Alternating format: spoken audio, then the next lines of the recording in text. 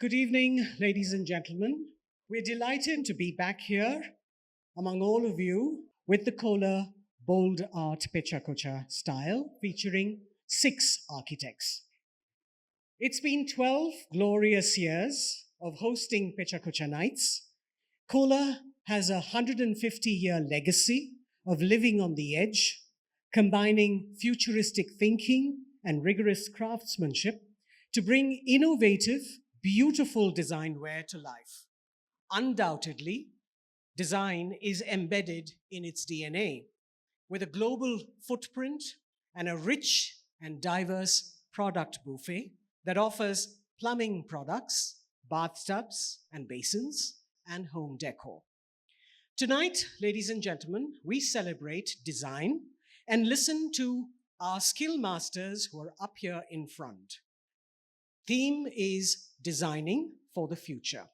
And I'm sure you're all eager to know what our panel thinks about it. So as usual, we use Pecha Kucha's simple concept for an informal, fun sharing of creative ideas, works, images, and thoughts in the 2020 format. So let me stop here now and invite from Kohler, the Managing Director for India and South Asia, Ranjit Oak, to kickstart the evening. Ranjit? At Kohler, the theme of designing for the future started 150 years ago. A seemingly innocuous alteration of a horse trough into a bathtub set us off on a journey which would see us innovate and push the boundaries of design. The altered horse trough found a place of pride in the modern bathroom in 1911. This was when Kohler introduced the industry-first one-piece built-in bath with an integral apron. Bathtubs became gracious. Not all designs succeed though, especially those that are launched ahead of their times. This is an electric sink launched in 1920s. We now see this design make its place in the modern kitchen in the form of a dishwasher. And then we decided to spice things up and make the bathroom interesting. Being the first to launch color in this industry would have taken guts. The design shift was so stark that it got featured at the Metropolitan Museum of Art as an expression of modernity in 1929. We did not stop there and pushed the boundaries of color on the front by introducing bathroom fixtures in accent colors more vibrant than pastels of 1920s. The statement on the screen remains timeless, the bold look of Kohler. In 1970, we tried to go beyond the product and venture into creating an environment that the consumers could choose. This design was an attempt to create an immersive home spa and wellness experience, transporting the consumer into the dry desert or a misty mountain. To celebrate iconic designs, we launched the birthday bath in 1973. Like that look from the past that you can renew with a fresh tweak. This design was a take on the 100-year-old bathtub in a totally new avatar. Every company needs inspiration, and the company you keep defines the direction you go. 50 years ago, we started the Artist Collaboration Program. Since then, we have continued to work with hundreds of artists and get inspired with newer trends in the field of design. And more recently, to 3D printed faucets and lab launches in 2018. More recently, we have taken over the digital space by introducing consumer interactions using digital tools that the consumers are used to seeing in many other categories. Innovation in digital design interaction has about just begun. For me, what is exciting about it is that the community of design and art comes together to talk about themes that are very important from a consumer point of view. So that's the exciting part about Pecha Kucha. Thank you, Ranjit, for your unusual take on the topic while adhering to the Pecha Kucha format. First on, we have Akshara Varma, partner at the ACE Group, and clearly popular, an accomplished alumnus of the RV School of Architecture, Bangalore, and the Barlage Center for Advanced Architecture and Urban Design, Delft University of Technology. Akshara has a diverse background, having worked in architecture, interiors, graphic design, with established masters across Colombo, Mumbai, Amsterdam, and Rotterdam. So here's Akshara throwing light on building for the future educational environments while designing for the future. I believe that every generation has a last triumph that defines them. And for those of us born in the late 80s, our claim, or at least mine, is that we were the last folks to get through college without a smartphone. And this, I believe, has really kind of developed the way we think in many ways. And so I joined that cohort. I think a majority of whom are in this hall. And we examine, observe, sometimes even point fingers at these emerging specimens of humans born after the year 1997, and interestingly, going to constitute soon 50% of the global population. I believe this 50% of Zoomers have a superpower, and that is to be able to spread focus across 5 screens, grasping fast-paced content, most of which is questionable, but they are the conscious lot.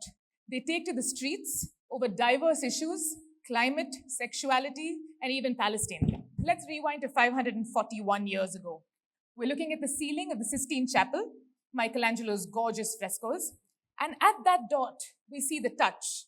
We see the creator in this brain passing on the sense of intellect. And from now on, I think intellect, or at least a large part of it, will be in our ability to give AI the right prompts. Incidentally, since Philip Johnson in 1979, no architect has appeared on the cover of the Time magazine. But I guess today, we appear on the cover of Vogue. Times are changing, and I look forward to the future. The idea of designing for the future is an extremely exciting one, and I think even today we'll probably see possibilities of the future kind of evolving with everyone's kind of diverse take on it. For me, I think personally, we took an approach which is slightly perhaps more personal. It pertains to the kind of work we do, and therefore something that we're very passionate about. And it'll be interesting, of course, to see where it goes. Moving on, we've got Sujit Nair, founder and principal designer at SDEG, the Sujit Nair Design Group. Sujit has a master's in architecture and urbanism from the Architectural Association and has honed a robust skill set that spans architecture, interior design, residential design, mixed-use projects, and entrepreneurship. Combined with his invaluable experience at Zaha Hadid Architects, he has a bold and experimental approach to design. So, ladies and gentlemen, here is Sujit Nair sharing his ideas of disuse, misuse, reuse while designing for the future. What modernization and new tech does is draw parity, the homogenization of our societies, plunging occasional acts of architectural valor and heroic anomalies. We ignore the residue that's left over from compliance and regulation. The in-between project, an experiment at the office, looks to bring new life and purpose to the darker sides of our built environments, spaces where the sun don't shine. The key for us is to understand how radical it is to design for a transient plural setting. It's a fantastic opportunity to intervene. And I seek inspiration from makeshift materialization of pilgrimage centers. I call it spiritual tourism. Let's visualize new offices to work out of, build new skills and competencies. Let's not get torn between realism and fiction. And a lot of these forecasts that I presented today were conceived without using words like fantasy and utopia. Just a disclaimer. We just need to discover, I think, a new version of ourselves, maybe just push a few boundaries, Just stay alert, fasten your seatbelts. Thank you very much. It's been lovely talking to you. It's been a terrific sort of format for architects to get their act together in 400 seconds. It's a great way to sort of tell a story. It's a terrific way to create a narrative in quick time. As architects, we have a tendency to sort of protract our stories. And I think this has sort of put some pressure on you to think swiftly and, create something interesting for the audience. It keeps everyone enamored for, those 400 seconds. It's great. Up next is Indrajit Kembavi.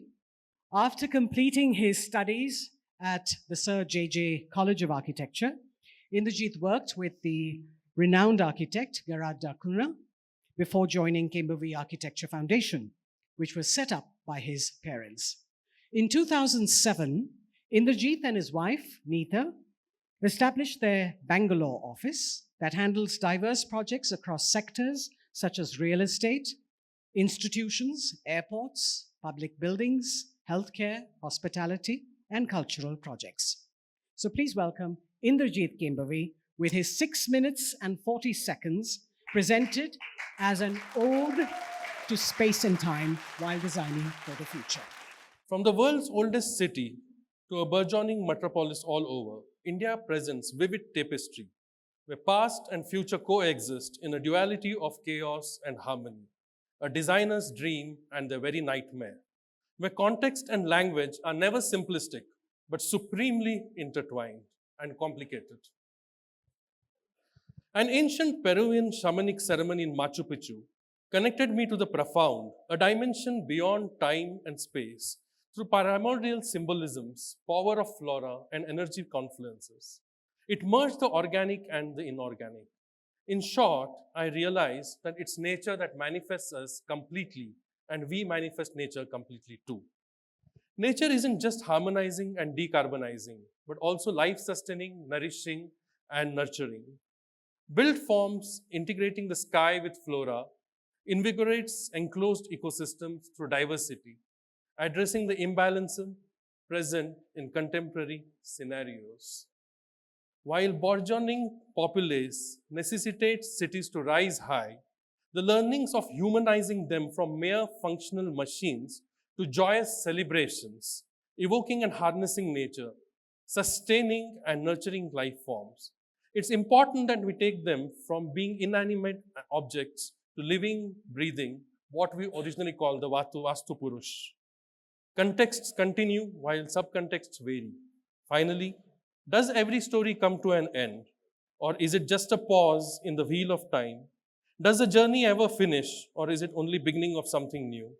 The universe is ever churning, ever watching, where actors come and pass by. Na bhuto, na bhavishyati. Thank you. Time passes slowly, but the time in today's world is passing extremely fast. And the future is throwing up innumerable challenges. So this particular topic is extremely relevant to us on this day, as there are so many changes and innovations which are coming by. And the future is going to be a complex and interesting one at the same time.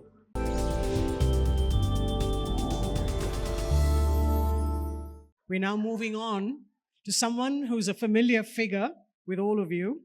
He's an acclaimed architect, urbanist, angel investor, and creative entrepreneur with over 37 years of experience. Principal architect and managing partner at Venkataramanan Associates, a renowned design consultancy in Bangalore. Naresh Narasimhan emphasizes innovative and non-traditional urban planning. As co-founder of the Bangalore Agenda Task Force and MOD Institute, Naresh has spearheaded numerous strategic urban interventions, and his contributions include culturally significant projects like the Suchitra Cine Academy and the Bangalore International Center. So let's hear Naresh share his visions for rethinking cities when designing for the future. World over, you would notice that a city is shaped by historical legacies, by economic forces, by social dynamics, by culture, etc. These are the things that make life different. But more and more, like you saw in the first slide, cities are starting to resemble each other in their skyline, and they look terrible. The world is divided on opinion between completely planned cities like Chandigarh, which somehow, after all the effort that architects put in, seems to lack vitality, and a city like London, which is completely organic, or for that matter, Bangalore, which seems to keep growing in spite of obvious lags in infrastructure. This is Bangalore as it grew over the centuries, and that is the cantonment. And you notice that how the shape of Bangalore keeps changing as the timeline changes in the bottom. And now you notice that from a little dot, we are now 486 years old, and it's become a really global city. And this is what remains of the old city. This is a 400-year-old. If you're an European city, probably would have seen 400-year-old buildings. There's nothing left except that red building in front, which is the old city market. So we have lost touch with historical legacy, and we feel disconnected from what was the past. And you'll also find these weird visions of futuristic cities in science fiction films, which somehow looks cool on screen, but would be, I think, a ghastly place to live in. Imagine living in something like that.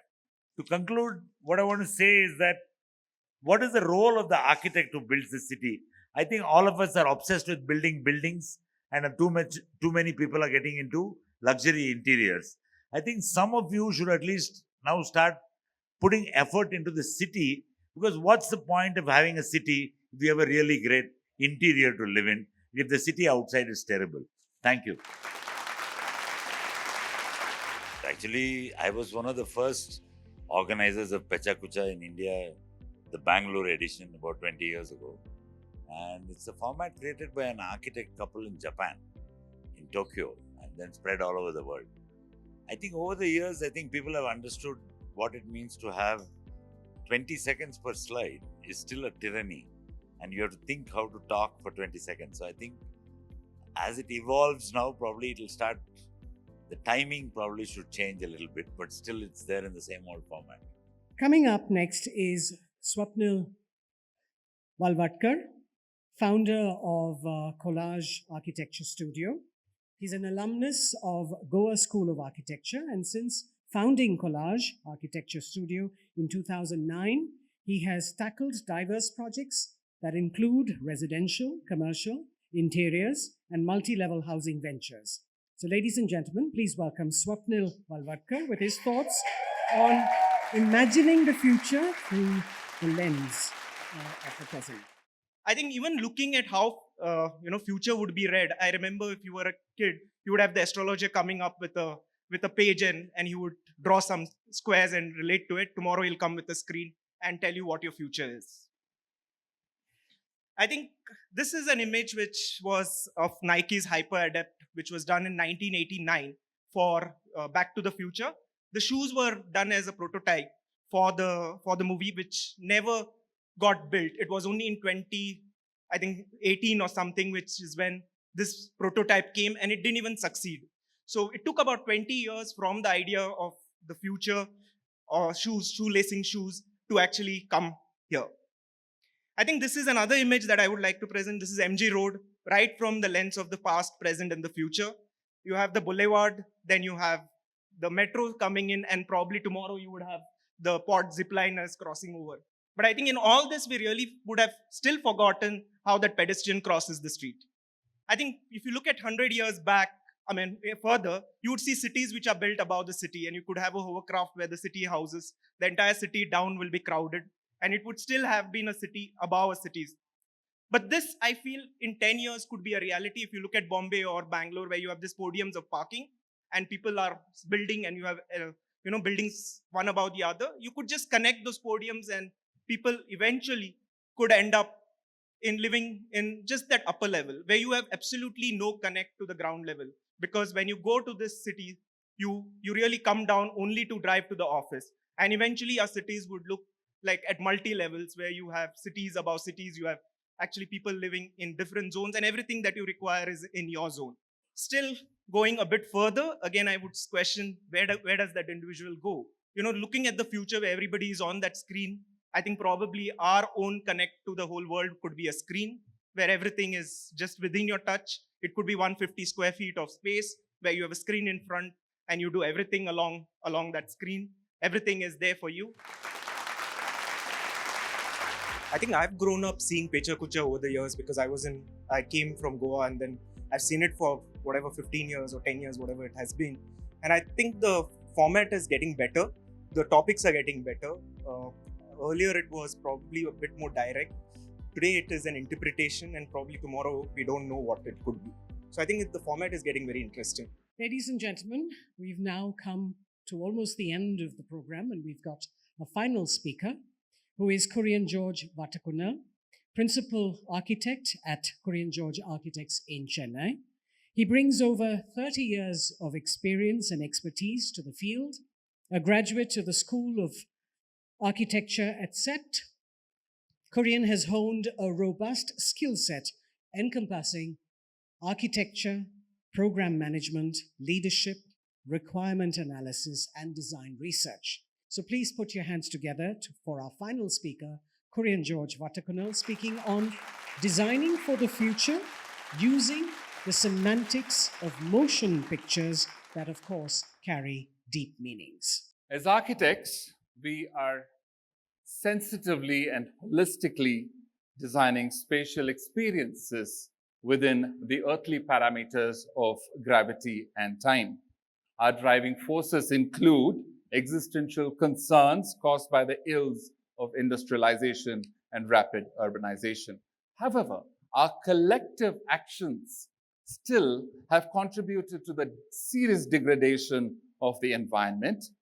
If left to continue this way, we would lay to absolute waste our lovely earth and make it uninhabitable. Even if we colonize other planets, we still have to fight the ills that are intrinsically human. We must strive to overcome our dark side and work to restore the earth to its unravaged form. Rapid urbanization has resulted in stratification and inequities in the social fabric. Should our society be parasitic? Dignity of labor, interdependence within the species, and equitability should be our constant care. Is it possible to replace the depth of human love and connection? Is our urbanity resulting in an inadvertent drift into the void? Are we victims of our own inertia? Are we drifting away from our human self and connections? We appear probably to be stuck in a rut, but we must postulate the effects of our slightest action as being potent enough to have major consequences. As architects designing the future, to explore new possibilities, to seek out new ways of living, a new sustainable civilization, to boldly go where no human has gone before and not be easily satisfied with greenwashing. Thank you. There is this entire notion of timelessness, but I think that notion should be timeliness, because the moment you say you're designing for the future today, you're talking about freezing an ethos of today in that design. So timeliness is a phenomenal part of design. And the moment we start thinking about timeliness, design becomes more complex and more interesting. So when you're designing for the future, you are fossilizing a present for the future. Ladies and gentlemen, thank you very much for attending. Thank you to our speakers for their meaningful presentations. Thank you very much. Enjoy the evening.